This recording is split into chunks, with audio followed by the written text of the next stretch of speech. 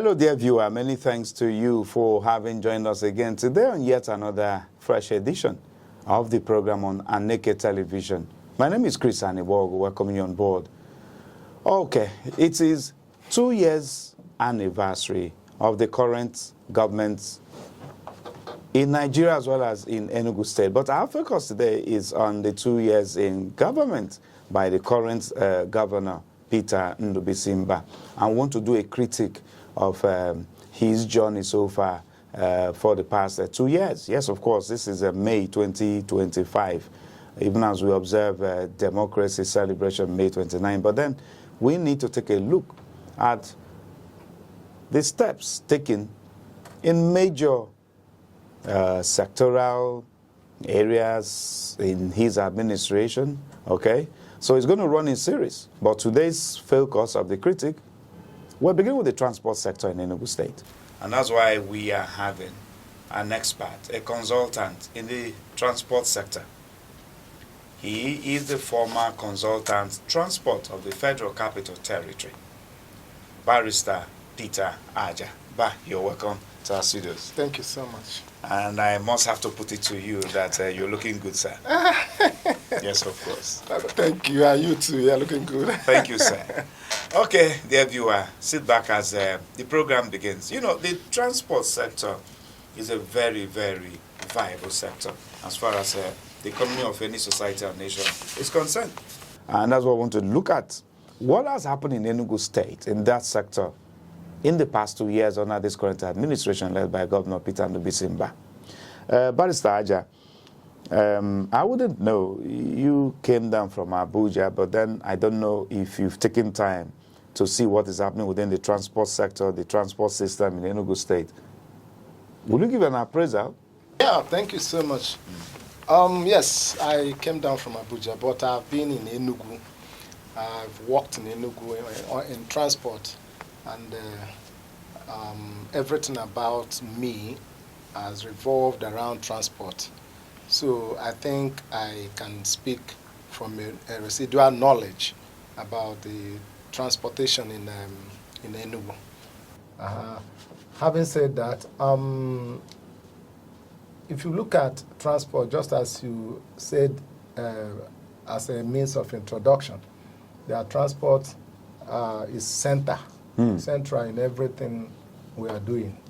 Once you don't get your transportation system, once you don't get it right, you continue to have problem in every area of your economic development.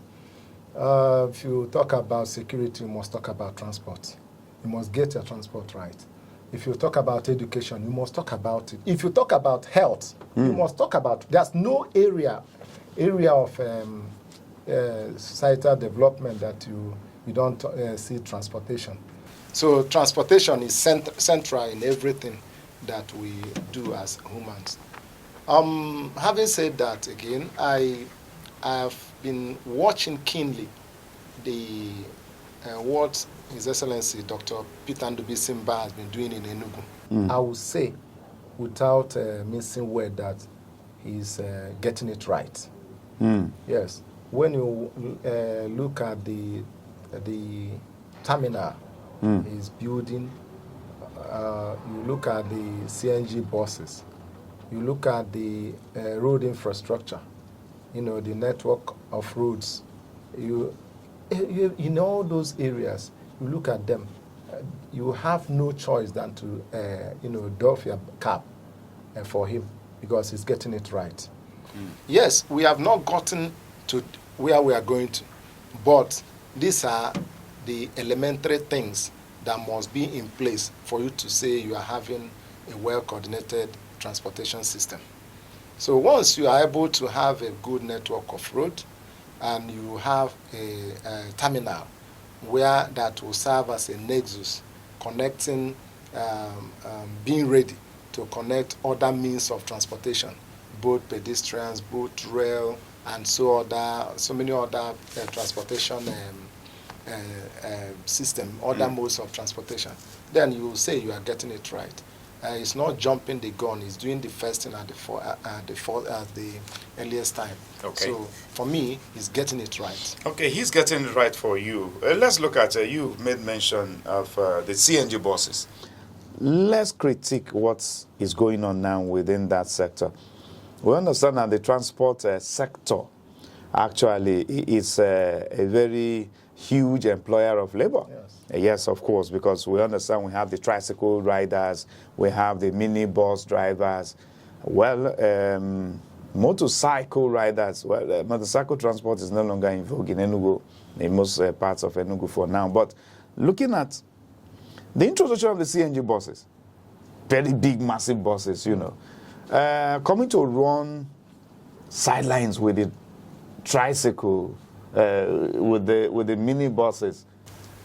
There are some rumor in town that the government is planning on even banning the tricycle operators from operating, and even the mini buses.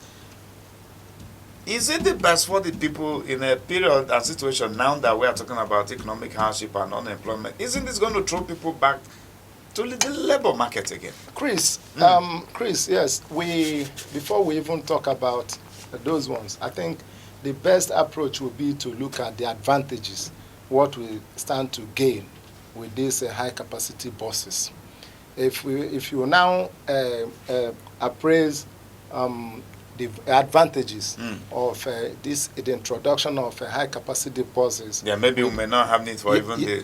Yes. We just feel concerned, that's why we're bringing this one. Yes, I'm coming. Maybe after answering that question, you may now even answer the other one. Okay. Yes, the advantages of introducing the high capacity buses, you can't imagine the advantages. Let me even start from the list. Go ahead.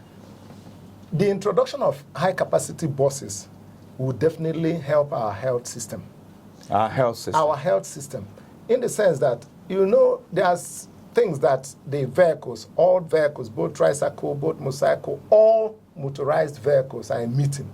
And that is what we call gaseous emission. We are not talking about those smoke. We are talking about the smoke, SMOG, the smoke itself. They emit this thing to the atmosphere, and as we breathe in and breathe out, we are taking in those smoke, those gaseous being emitted out of those vehicles, and these are the causes of these ailments like cancer and so many other health challenges that we are suffering today. Now, with the introduction of these high capacity buses, you now see that the quantity of people that the high capacity bus will carry will now reduce the number of motorized vehicles on the road. It will reduce it, thereby reducing the gaseous emission being emitted into the atmosphere. Let me give you an instance. There's this motorcycle that we say they have a two-stroke engine. One motorcycle with two-stroke engine emits the quantity of gaseous emission it emits into the atmosphere is 16 times more than what the Hummer Jeep emits.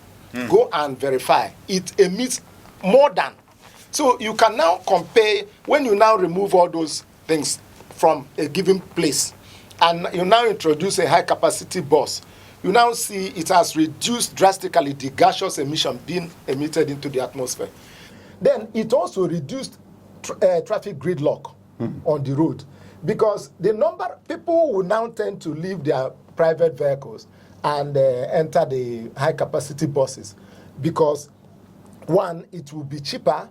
Two, if it's being properly maintained, people will feel comfortable using those that means of transportation, thereby leaving those vehicles, and the gaseous emission from those private vehicles will be reduced, and the number of vehicles on the road will also be reduced. So it reduces the number of vehicles on the road, thereby reducing traffic gridlock.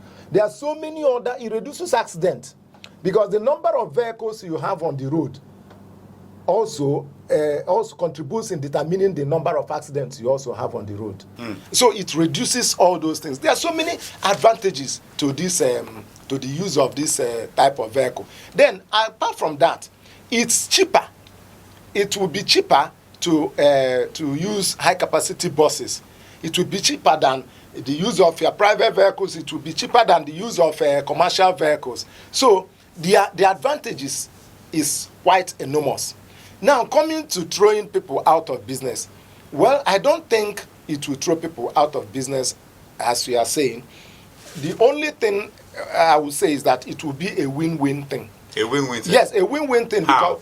Because it's still people who will do the operation of the high capacity buses will recruit people. It's still people that will man those. It will still create employment. It will still take people out of the labor market and employ them into the system. Now, again, it will not. I don't think government, even though I'm not speaking for the government now, but I don't think their plan will be to totally ban the use of tricycle or mini buses. Rather, the only thing will be that some vehicles will be restricted to some routes. It is world best practice that there will be proper routing. You can imagine when you go to government house and you see tricycle entering inside the government house, how do you look at them? How do you, security-wise, it's not even wise. So it is proper that some vehicles are restricted to some areas. If you go to FCT, that's why in FCC you cannot see tricycle operating within the city center. One, for security and some other factors. So the same thing is applicable every other place. Once you introduce high-capacity buses, some level of vehicles will be restricted to some areas, just like motorcycles are being restricted to the rural areas, but not within the city center. Those, and I'm very, very happy with the way His Excellency is opening up the streets. Okay. To go to everywhere in Enugu, all the abandoned streets are being opened up. So with that, you have enough places where the lower capacity vehicles can now operate freely. Such as the tricycles will now operate freely.